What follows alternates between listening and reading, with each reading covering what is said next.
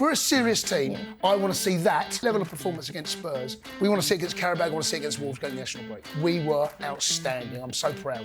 He's the best ball-winning midfielder in the world right now. No one can touch him. There's a lot of IQ, footballing IQ, I call this, that we're seeing from these guys. Just the ability to do it is insane. Imagine being Polina and Bentancur and you look up, you've got Moises Caicedo and you've got Reece James in front of you. Yeah. I would say that's probably the best we've seen from Robert Sanchez this season. He's a good shot stopper, he's a great cross collector and he's good on the ball. And you're ticking 3 massive boxes. You just have to cut out those errors. Josh Achampong, I think, has been our best centre-back for many weeks now. I was surprised, like we all were, and a lot of Chelsea fans were listening to this would have been, but he got it right. Just because others aren't performing to the level, he doesn't want to change his development plan and maybe what they have behind the scenes for him. We are a team that's getting, and a squad that's now being built for challenging on a lot of fronts throughout the season. I don't want to hear Maresca say I wasn't expecting a back five. I'm serious.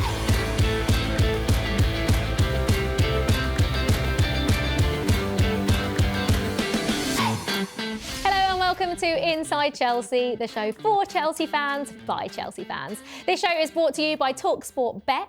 I'm Olivia Buzaglo and I'm joined by former Chelsea defender Jason Cundy and broadcaster and lifelong Chelsea fan Matisse Armani. Right, Spurs 0, Chelsea 1. We all said this might happen, but this is a very happy start. Or it's going to be a very happy episode of Inside Chelsea. Jace, Yep. I felt like we did see it coming. The Sunderland game was a little bit of a setback, but it just felt like Chelsea do what Chelsea always do against Spurs, and that is get 3 points. If you want to kind of sum up Chelsea, right, where we are right now, losing home to Sunderland, going away at Spurs and win. But that's true. If we can really get that consistency, we have shown we are a good side, and we will give any team in world football a game on our day. I genuinely believe that, and as we've seen. But it's the consistency levels. That level of performance against Spurs, we want to see against Carabao, we want to see against Wolves going to the national break. Yeah. That's what I want to see. If we're a serious team, I know we're young, and I know we get red cards and all that, but if we're a serious team, I want to see that more often, Liv, because we were outstanding. I'm so proud. Yeah. What impressed you most about the performance, Matisse? Has to be defensively. Yeah. When you're coming off the back of what happened in the second half against Wolves in midweek, to then follow that up with a clean sheet and set historical records for Tottenham in terms of XG, what was it, 0.05 at their own stadium. It was absolutely insane to see us defend the long throws the way that we did, to see the goalkeeper coming out and collecting, to see Fofana's performance and Chalobah at the centre-back positions. We know the full-backs are gonna play to a higher level. Gusto was brilliant. So the defensive performance for me is the big thing, because we know that we can score goals, we know that we can be entertainers for the neutral sometimes, but to get the clean sheet is massive. Yeah, absolutely. To get the clean sheet was massive. It's the only criticism, I'm sat here, it's all positive. The only criticism I have, it's not even a criticism, is that it should have been 5. Yeah, we had chances, Liv, and during the game up until that 1-0, we had 1 or 2 chances, but towards the end to kill it, and we're all thinking the same thing, right? When Gittins skies it, when João Pedro, brilliant save from Vicario, take nothing away, but then the ball gets lumped in. They had a couple of free kicks. You're thinking they don't deserve this, they just don't. But it's only 1-0. You're right. That is the one thing we go kill games, be ruthless. And that is another sign that we're not quite that team yet. Could Delap have maybe helped that? I mean, we were speaking off air, weren't we? And just thinking, Delap's probably sitting there thinking, oh my gosh, why am I not involved in this? But he will learn from that red card, won't he? That was very unnecessary. He'll know that and hopefully be ready. But maybe with him, we could be different. I think he was always probably going to be on the bench for that game, just purely from a tactical standpoint. We've seen him go with that 3-man midfield before in big games, or he'll put Reece James in there this time. Last time it was Gusto against Liverpool. We've seen Lavia last season play in there with Caicedo. So I think he was always going to be on the bench. But just like we said, to have that option coming on, that extra energy, that extra push, I think he would have flourished. There was so much space in that second half for players like him, Estevao, if he came on earlier, exploit and just enjoy, really. He'll reflect on that. He'll reflect on that. He would. You're absolutely right. Imagine being part of that. Yeah, OK, look, learn from it. You're absolutely right, Liv. Learn from it. Yeah, we did think that we would probably set up in the same way against Liverpool, and it turns out we did, and it was equally as good a performance, if not better. I don't know if that was made by Spurs maybe not being up to it, whereas I thought the Liverpool game we were very, very impressive. I suppose there's only one player we can start on here, and that is Moises Caicedo. And we have sat here for the last year and a half, even when Chelsea have lost games, even when Chelsea haven't been playing well, saying the levels to this guy's game. It was his 24th birthday, I think, at the time of recording. I think it was yesterday. he is outstanding. And like Enzo Maresca said in his post-match interview, it's him and Rodri up there for the best in the world right now in his position. He's the most important player for Chelsea. Yes, Cole Palmer is probably, he is, there's no doubt, most creative, offensive player. He's the difference maker in play. But Moises Caicedo is the heartbeat of that football club right now. He is the one that sets the tone. He is the one, and you're right, it annoys me a little bit that over the last 18 months, 2 years, that he hasn't really got the credit I felt that he deserves. I know Gravenberch had a great season with Liverpool. How Moises Caicedo was not in Premier League team, I don't know. But they're all a little bit late to the party, and it annoys me a bit. Because when he puts a performance like that, we've been seeing that level of... OK, that's probably the best he's played. Yeah. But that kind of level of performance, we have seen pretty much every single week. I mentioned last week against Sunderland, I thought it was his worst game. And if we're going to praise, I think it's only right that we say that he wasn't on top form. Wow, at the weekend. He was just an absolute animal in the middle of the park, winning balls he shouldn't win, pressing where he shouldn't really have no right to go and win the balls. And they're Kante-esque, kind of winning the ball back in all over the areas. He's the best ball-winning midfielder in the world right now. No one can touch him. It's as simple as that. Yeah.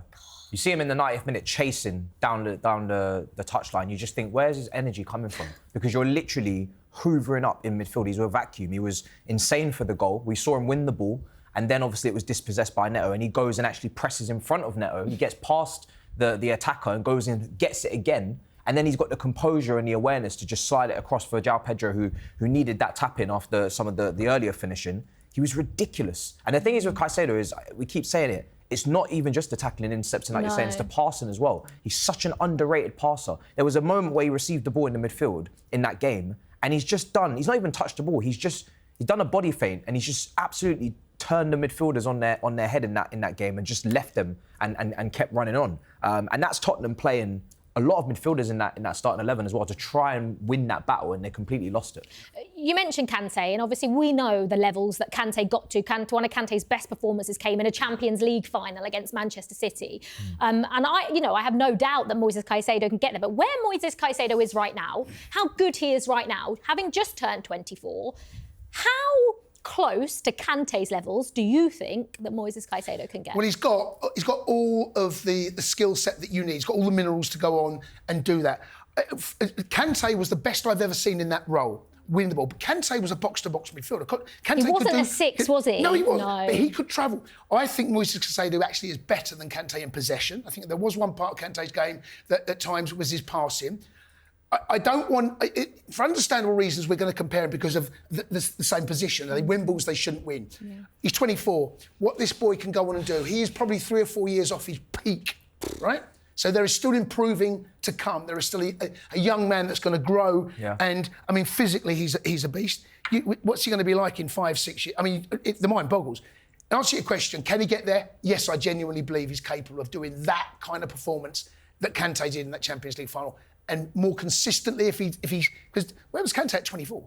Yeah. You know, they're talking levels. Yeah, so I don't want to diss Kante because... No, we're not doing that. We're not doing that on this show. Definitely not doing that. Longevity at the top level, I agree, because, I mean, he's been at Brighton in the Premier League. He was fantastic for them next to McAllister. I think the positional versatility of what Caicedo can do is it's insane. Remember, he's played right back for us and inverted. He's then taken up a tactical role of playing as a 6 and receiving the ball under the press and being that guy, which, like you said, I would have always preferred Kante box to box. I remember we played him as a 6 against Arsenal at the Emirates and I didn't like it under Conte, I think it was. And then I think also Caicedo can be an 8. I think the only reason he's not an 8 for us is because we've already got loads of 8s, and I think there isn't really another 6 in the team you can look at. But he can definitely be a box to box. We've seen the shooting, we've seen the passing, we've seen the counter pressing. What is he missing or lacking? He's adding goals now as well. Is there anything he can't do? He's adding goals. If that can continue, you've almost got the complete midfielder. But right now, that winning the ball, no one can touch him. I mean, Premier League defenders know better than to give Moises Caicedo space on the edge of the box now after what he's done this season. I think he scored 3 goals, hasn't he? And they've all been worldies. Yeah. How much, Matisse, can the other players learn from what he did in that moment when Pedro Neto played that ball? Yeah. And because João Pedro didn't make the run. On his heels a little bit, wasn't he? On his heels a little bit. Yeah. Moises Caicedo was the one there, not once, not twice, but 3 times. And it led to a goal. Yeah. Other players can take note and go, if he can do that, we can do that. Yeah, that's leading by example. And that's why he'd be part of the leadership group at this point. Maybe not the most vocal in that dressing room, but just in terms of performance, when you see someone do that, that shows you up.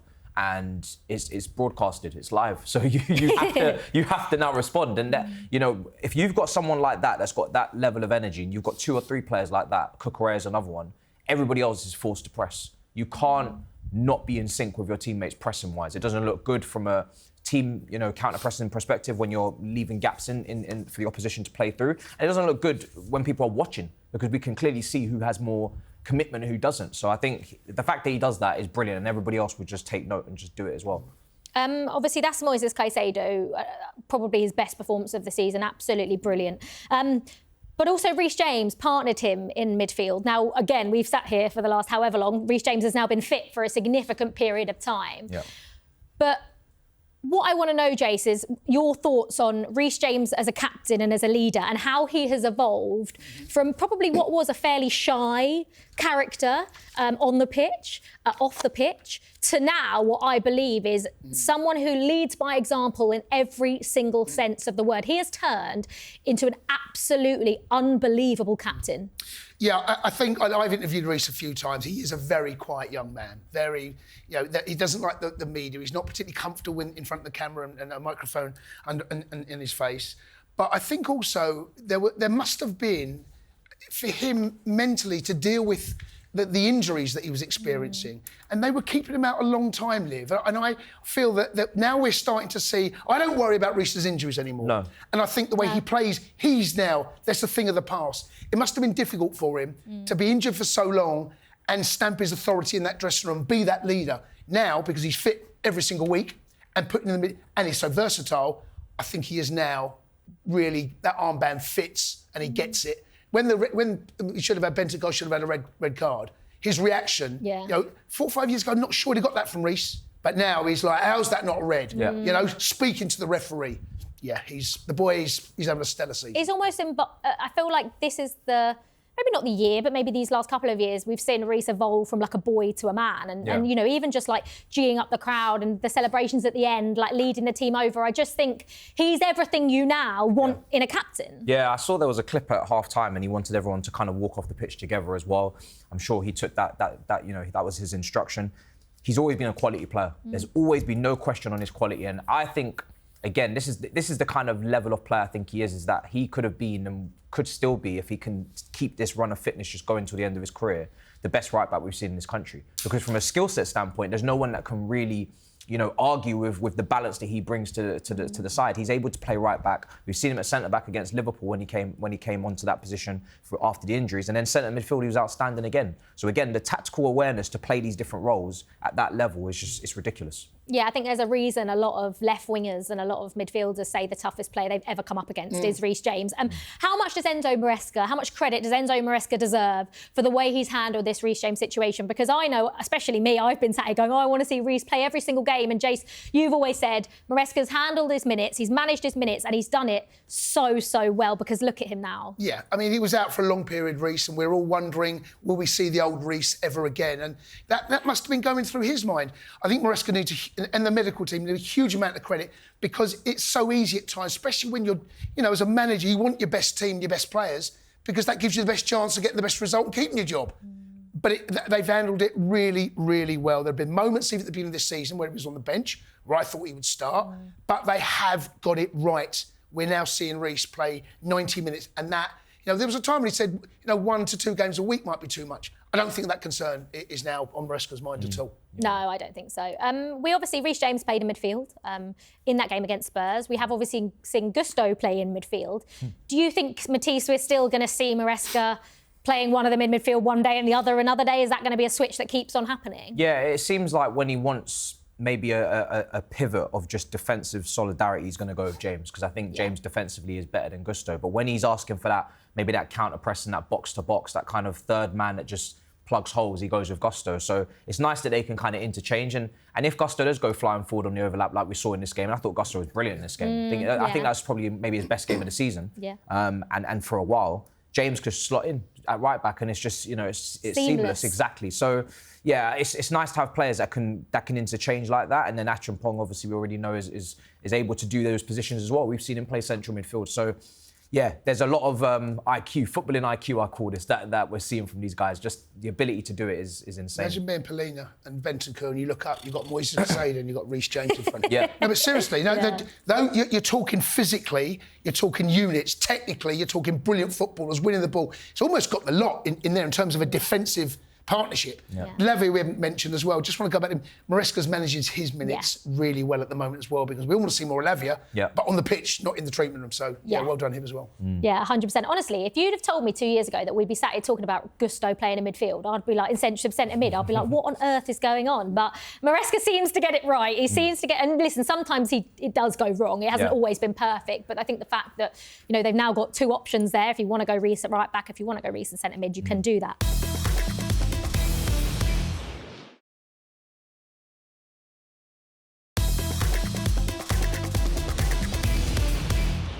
One thing that Chelsea dealt with so brilliantly against Spurs was long throws. Now, Chelsea have had issues with long throws. We've seen that this season, just causes carnage in the box. Now, what Chelsea did was left 3 players up by the halfway line, which then meant Spurs had to keep 3 players back. Is that now a way, has Maresca come up with a way to actually make it easier for the team so it's not so much carnage in the box when that happens? That's what long throws do. Chaos and carnage are the words. We saw when Brentford done it against us to get a goal. Brentford against Manchester United get a goal. Wolves midweek where that flick-ons. So what he does is it makes sense. Take 3 players out, you're actually taking 6. Yeah. And then you see the handling from Sanchez, you're seeing that now there's space, there's not that chaos, and that is the way you do it. Just when you leave 3 up, really they should leave 4. Yeah. You shouldn't be left man for man. Because if you get a break, then you're talking a 4v3. Yeah. So in some ways you might even take 4 out of the box, but yes, another way of dealing with that chaos and the bodies in the box, get them out. Is that, credit to Maresca as well, because he's come up with what seems like, obviously we'll only know as time goes on and more long throws come into the box. We obviously play Arsenal in a couple of weeks, so I'm sure we'll see them come in there. But credit where credit's due, he seems to have come up with a solution, which is what we needed. Yeah, it was massive because we've struggled with it all season. You look back to the Lincoln game, you look back to the Brentford game. There's been multiple games where we've had this issue. And I didn't really trust the team aerially to deal with this as well. I don't see that kind of aerial dominance that we used to have with the Cahills, the Terrys, the Ivanoviches of this world. I think there's still, ways to go there. Still, obviously, in some elements, a young centre-back pairing at times with Hato, if it's Achampong back there as well. Yeah. But to take those players out, it just all opened up for Sanchez. And Sanchez was absolutely fantastic because he really didn't have much to do in the game. He made that save from Kudus. Outside of that, he didn't have much. But in terms of the cross collection, brilliant. Absolutely brilliant, yeah. He was. Is that the best game that Rob Sanchez has played? The most confident he's played all season? Because every single ball that came into the box, he went up there, he gathered, there was no spillage, he just looked like a man with full of confidence. Handling was very impressive. We've seen Robert come out at times and doesn't quite gather it at first time, and overall his handling. Also, the ball at his feet, I thought it was outstanding. That long ball, he's very capable. One of the goals, might have been 2 against PSG. That long ball where he got reach, he really can deliver a long ball. There was just the one pass where he plays it in the Moises Caicedo 15 from the end, and it was under hit. Yeah. And he got 2 up his back. And Moises, as he does so well, managed to recover and deal with it. That was the only one. But overall, I would say that's probably the best we've seen from Robert Sanchez this season. He's put in some good form. There's nothing wrong with his shot stopping, by the way. No. He is excellent at that. Yeah. It's just sometimes his handling and sometimes ball from his feet. Other than that, very, very good. Yeah, no, brilliant. I think for me, that number 1 keeper spot this season is pretty much settled and sorted now, I think. If he can keep that form going to the end of the season, then hopefully that's better integration for players like Penders that are out on loan.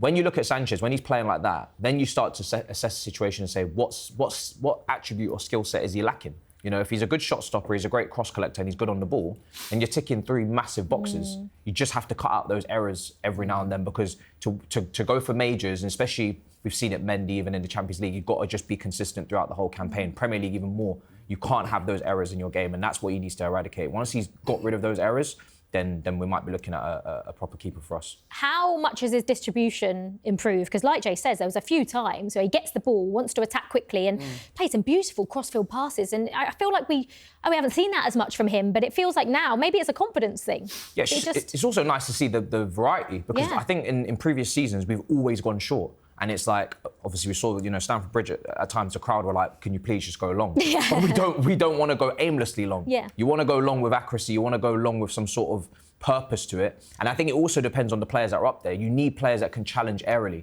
and win those duels or hold up the ball. And I think in previous seasons maybe we've lacked that as well. So, it takes two to make a pass at the end of the day, and who he's trying to play that to and who's receiving it needs to be fully capable of getting it at the same time. So I think, if we have those attributes, then we should be all right. Decision making on selection of pass.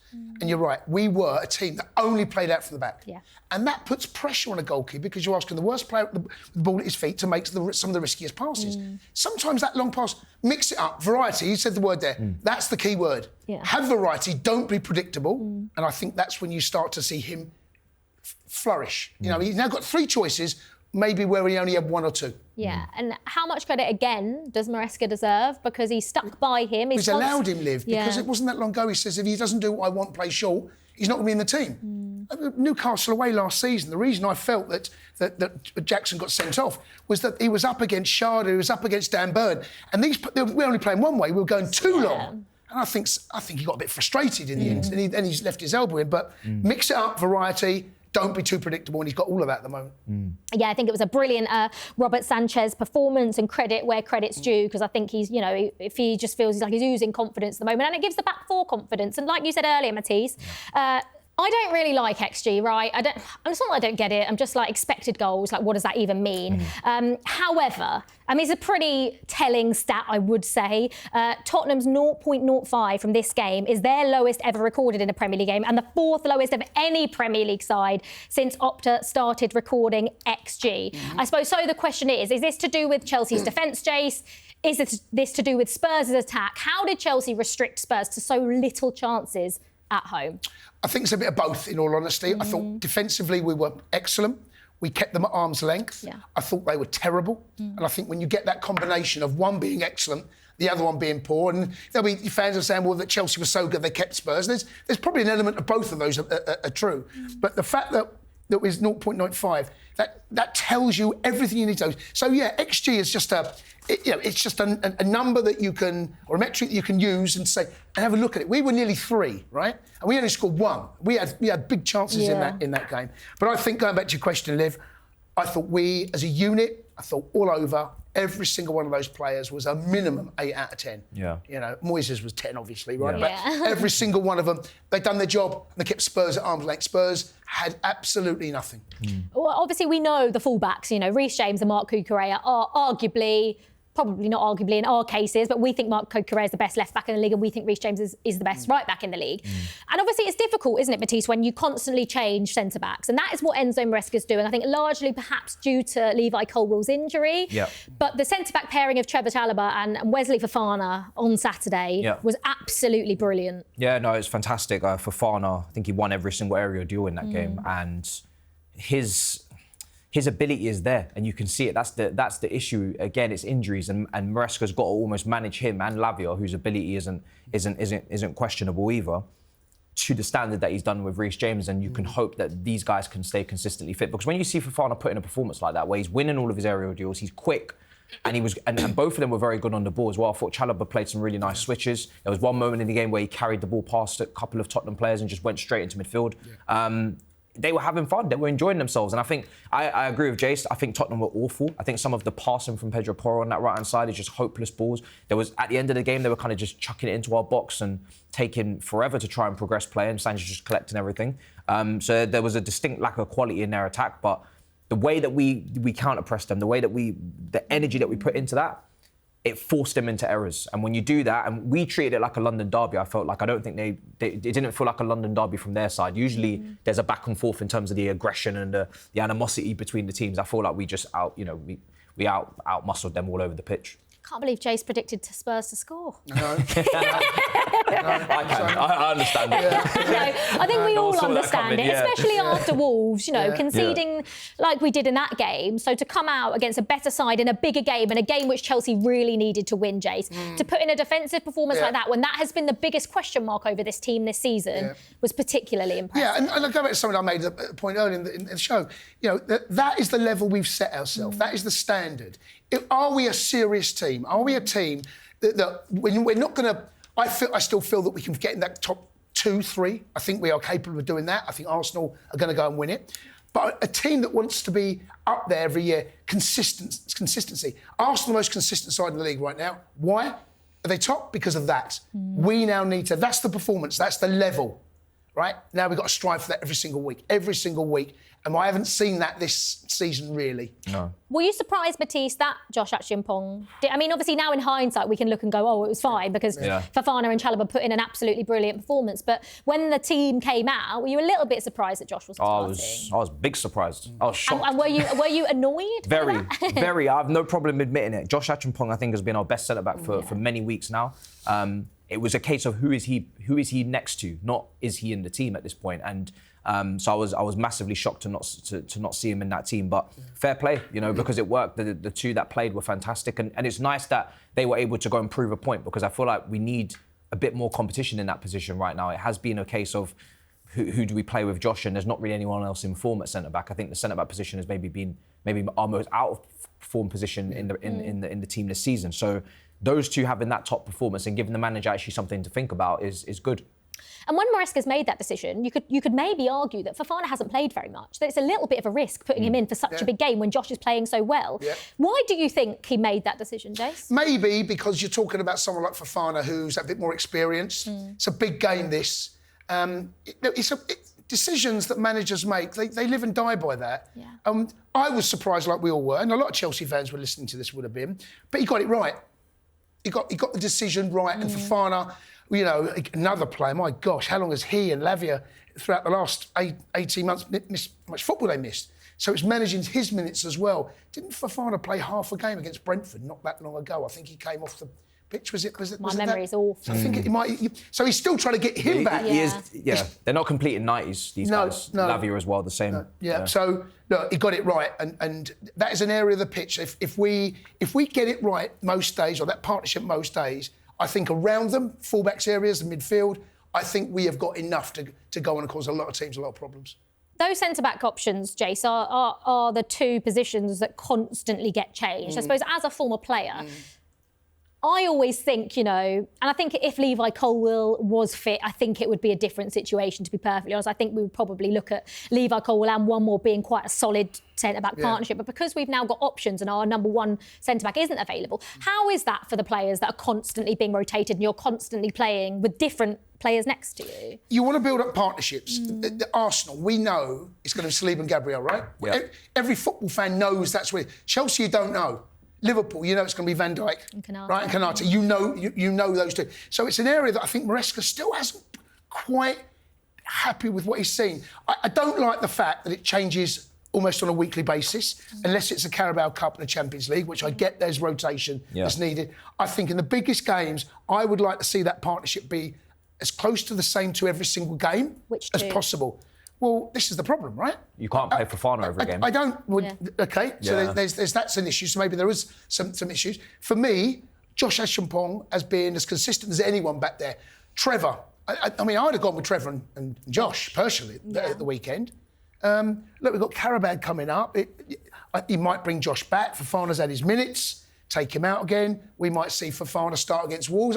They have got the option. Personally, I would like to see a number one, number two centre-half pairmanship and him nail that down.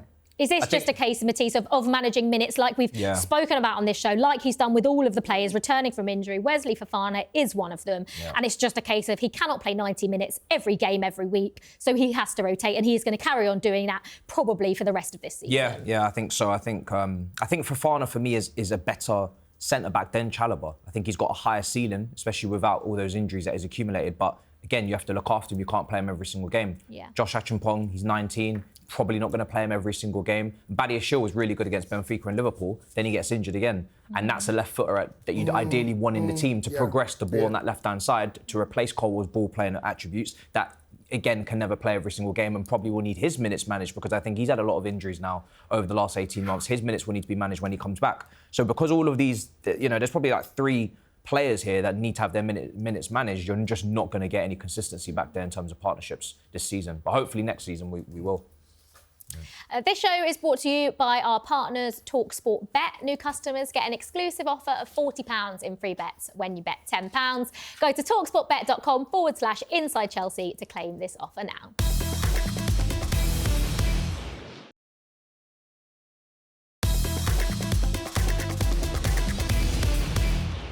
So we spoke a little bit about the Liverpool game and how we set up in that game where João Pedro was the number 9. And we were wondering if Chelsea were going to do the same against Spurs. And it did turn out to be that way. João Pedro playing as the number 9. We have sat here quite a lot and said we don't think he's a number 9. But I think Spurs and Liverpool are the perfect example of how, if you need him to, Jace, he's got so much versatility that he can play number 9. And he got on the score sheet, scored the only goal of the game to win it. It was a little bit of pressure, I think. People are starting to talk about how many games he'd gone without a goal. I don't think he is a number 9, personally. I think he's that in-between where he wants to get the ball and drop a little bit deeper, which he's very good at. The fact that Delap got the red card, I don't know whether Delap would have started, but the fact that he got the red card, he was then he had to play him. Yeah. So he might have had that on his mind anyway. We will never know. I still would like to see a team with a number 9 up top, like that robust figure that is Delap. When he, keep your elbows down, by the way. But I think he can threaten more in behind. I think he occupies defenders in a different way to what João Pedro does. João Pedro's technically excellent. He likes to drop in pockets, get on that half turn. Delap's different. Delap likes to play up high. Wants to field a centre half. Wants to push and create space and stretch the pitch in that direction for players like João Pedro to get a little bit more time and space on the ball. So we will see against Qarabağ what he does. It wouldn't surprise me if he does go with something a little bit different up top. Because Delap, we won't get minutes up. We want to see what we're like as a team, having a number 9 that understands that role a little bit better. With João Pedro, obviously, like we say, he said maybe he needed that goal. Matisse, that touch and finish didn't look like someone who needed a goal. That was composure at the highest level. And, we saw with the chance that Jamie Gittins had in the last minute that sometimes if your confidence is low and you feel like you do need a goal, you can miss an easy chance. That was a lovely touch and a lovely finish. And he was under pressure. Yeah, massive pressure because... Look, the manager's come out and said he's maybe not the type of 9 that's going to get you 15, 20. He hasn't got anything on record in the Premier League at Brighton of doing that. But he also said, listen, they paid me to score goals. I remember when he said it at the start of the season and he was really confident. He was scoring goals in the Club World Cup. He scored against West Ham as well. He was starting the season brightly. He has to take that ownership, whether it's in his game. I think the thing is with him is you can't say he's a goal scorer because he doesn't score a lot of goals, but you can't say he's a bad shooter because every time we kind of see him strike the ball, bar this game, obviously he did miss quite a few chances. He could have had a hat trick, but usually we've seen really good strikes from him. The issue recently has been he's not shooting. So and that was the same issue at Brighton last season. The shot volume was very low as well. So yeah, like you said, he's a player that wants to be involved. I think he wants to get a lot of touches. I think it's funny. I think the player that we've got loaned out in Jackson is actually a blend between Delap and João Pedro because Jackson would drop deep and have loads of touches and do the link-up play, but he was always making runs off the ball as well, in behind, offside granted quite a bit, but now there's no blend between the two. Now it's one or the other. So we need both available. Well, João Pedro said this after the game. He said, depends on the game. Sometimes I can play like a 10 and sometimes a 9. But when Cole plays, I prefer to play like a 9. We have a connection. He's going to find me.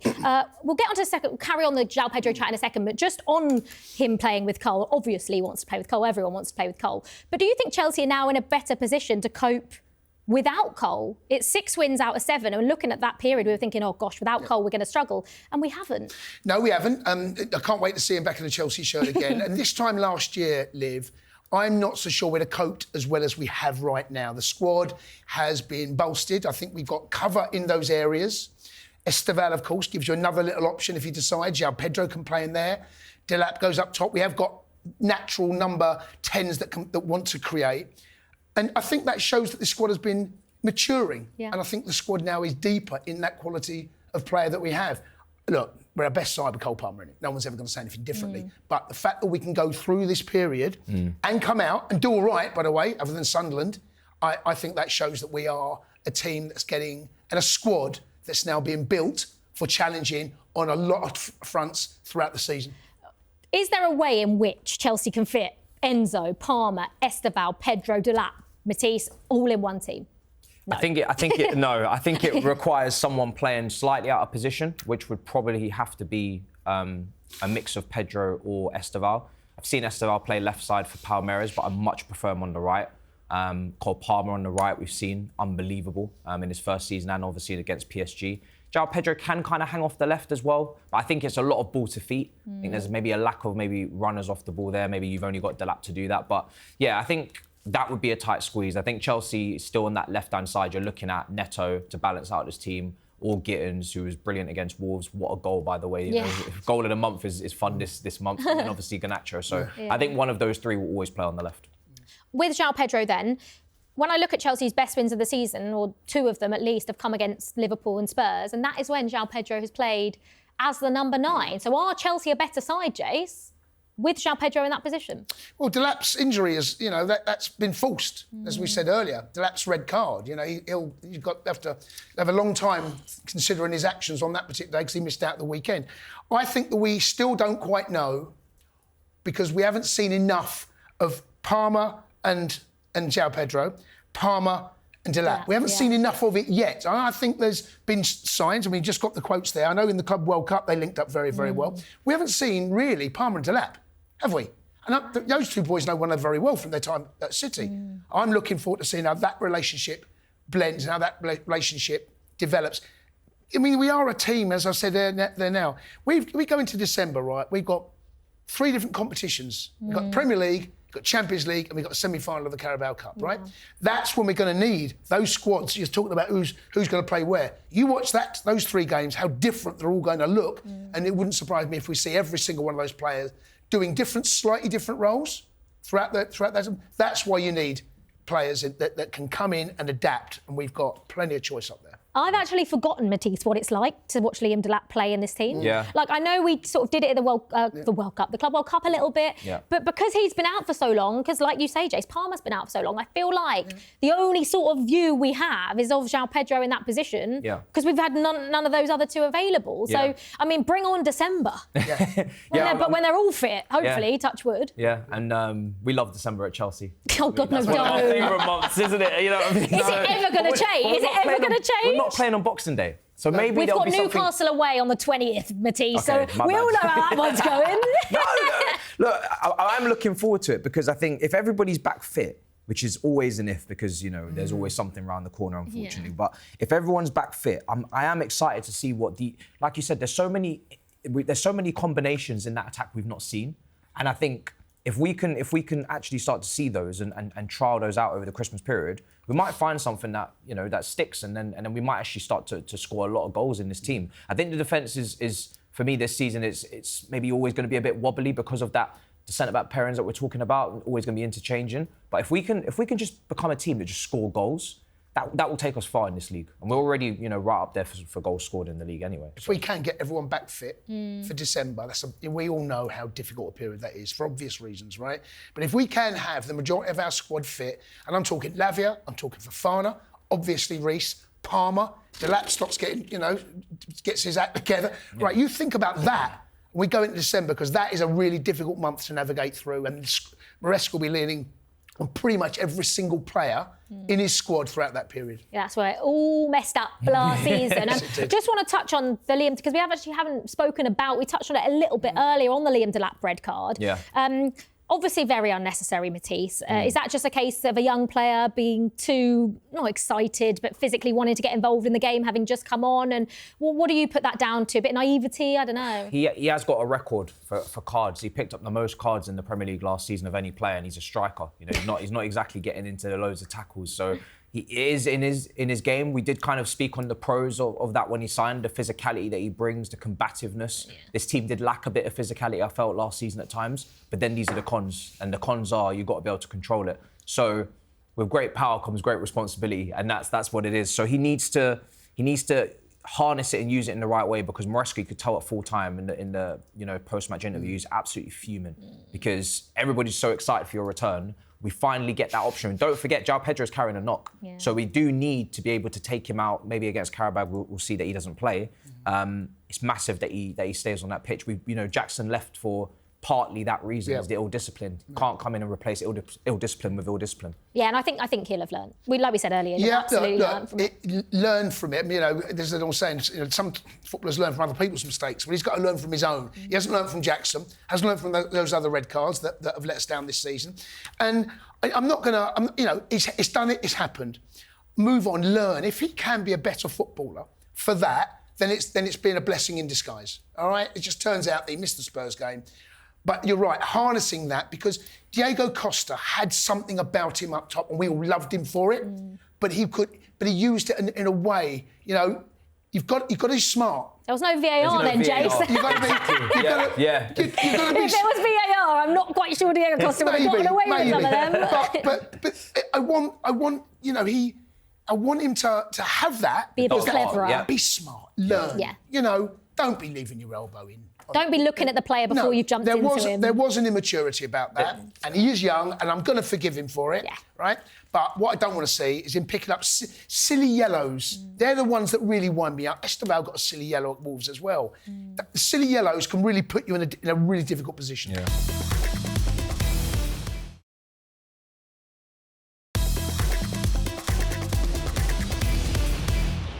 Yeah, and also on Esteval, Enzo Maresca's come out and said, Matisse, that, he's ready to start, but for whatever reason, he's still not starting him. Why do you think that is? It's strange because I feel like it's very obvious for me that he's ready to start. I think it's very obvious to all of us every time he goes onto the pitch. And I don't think Neto is in, the kind of form that demands that he starts on that right-hand side. I've said it before, I think Neto could easily go and play on the left. You saw the cross against Nottingham Forest for Acheampong. He does similar stuff on both sides. Esteval, for me, it can only be a case of managing him in the fact that he's in his first few months in the Premier League as an 18-year-old from Brazil. Just because others aren't performing to the level, he doesn't want to change his development plan and maybe what they have behind the scenes for him, just to look after him. It's frustrating for us because we know that the quality is there and we just want to win games, and that's the priority.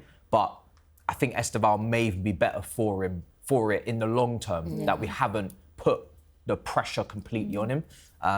But it is a tough one to take at times. Yeah, I agree with that. I think then he likes him from the bench. I get that as well, because he's the type of player that can change games. I mean, even when he came off the bench against Spurs, how electric he looked, how sharp, creating chances, and the goal against Liverpool. You don't want to be tagged as that, but he's a teenager. Yeah. And he's still learning his trade.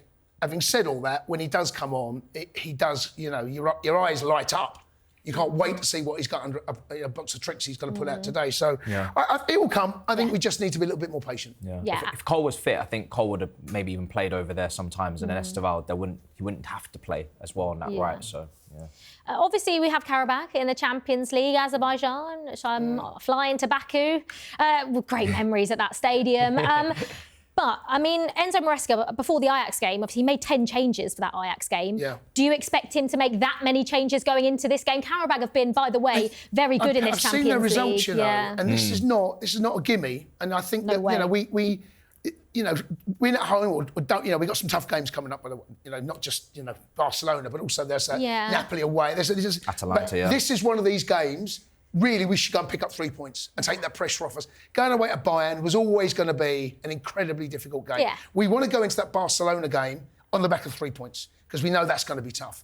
I expect changes, Liv. I do expect there to be some changes, but I expect a strong team, a really strong team. What does a strong team then look like compared to the one that played against Spurs, Matisse? Because like Jay says, probably not the same team that played against Ajax. Yeah, you're definitely looking at Hato. There was a conference. That's what I mean. I don't think it'll be that. No. I think it'll be a blend of, But when you go through it, Santos and Lavia, we should be able to trust those two players to play this type of game. Caicedo starting. You think so? Yeah. Definitely. I think... Yeah, I think there are areas that you want your best players to play in. I mean, it wouldn't surprise me at all if you see 1 or 2 changes, but I'm going with Caicedo. I think your core players, I feel like this is, Wolves we've got Wolves at home, on the weekend. Yeah. And we'll get onto that in just a second. Yeah. But if you're telling me which game I want Moises Caicedo to play in, I think it's Qarabag. I'm picking Wolves personally. Are you? Yeah, I think for But me, I think 3 points. I mean, yeah, he's the sort of player you can. It's a new manager of Wolves, and we saw what happened with bounce. Sunderland, back fives and all sorts. I think Wolves. I'm not saying it's gonna be a really tough game because we don't really know until we see what that manager's got up his sleeve. But I'm not taking games for granted in the Champions League, but I expect us to qualify. And I expect us to win this game. Premier League right now, we cannot afford to drop any more points.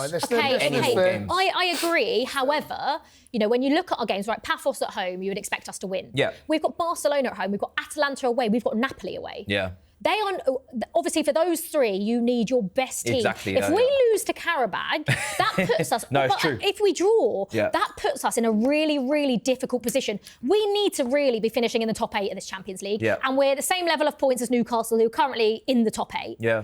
I don't think we can afford to drop Caicedo for this game. Not drop him, but rest him. I don't think we can. I just think the quality's there in midfield. I think Lavia Santos is that for me. I think those two. There's the quality there to play this game. I think Hato will probably play as well.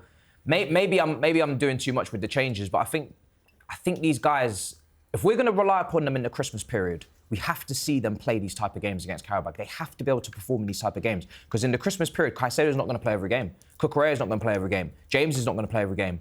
The Hatos, the Santoses, the Lavias, the Esteval, I expect them to start this game. They will play in that Christmas period, and those will be Premier League games. So if you can't go away to Qarabag and play this game, regardless of how good they've been, this is a team that, if you saw them in the Conference League or the Europa League, you wouldn't be massively shocked. It's a big deal for them to be in the Champions League in the first place. If you can't trust these players in this game, then I think long term, I think that's more of a question on Christmas. We obviously have Wolves on the weekend, Wolves at home. Vitor Pereira obviously has been sacked before their game against Chelsea. We still are yet to know at time of recording who the Wolves manager will be, but this isn't a good thing. I'd have rather have been facing Vitor Pereira's Wolves, who we beat a couple of days ago, rather than. When I saw the news break, I was with my boy, and the first thing he said, new manager about. First thing he said. Look, again, I go back to what we were saying. We at home, we should have enough to go on and beat Wolves, all right? But what concerns me is our kryptonite is the 5 at the back, the 4 across the middle, and the 1 up top. And no Cole Palmer. And that's where it worries me. That's where you go, oh my God, we struggle against these teams. Move it quickly. Sunderland done a number on us, by the way. Done a real number on us.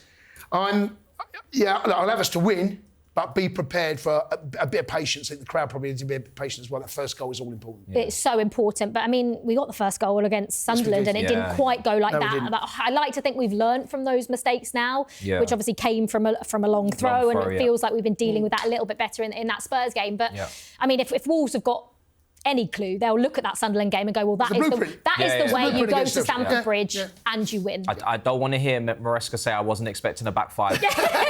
I'm serious. That's the one thing that you should expect. I think Wolves, they're fighting for their lives. They really need points, and I expect them to put in a serious shift against us. And if it's a back 5, we're going to have to probably be a bit patient, and we're going to have to find those openings. And that's why someone like Delap being available for that game is massive, and he can start to occupy that back 3, and let's see if João Pedro can get on the ball a bit more. Yeah, Qarabag, Wolves, 2 wins? 2 wins. 2 wins.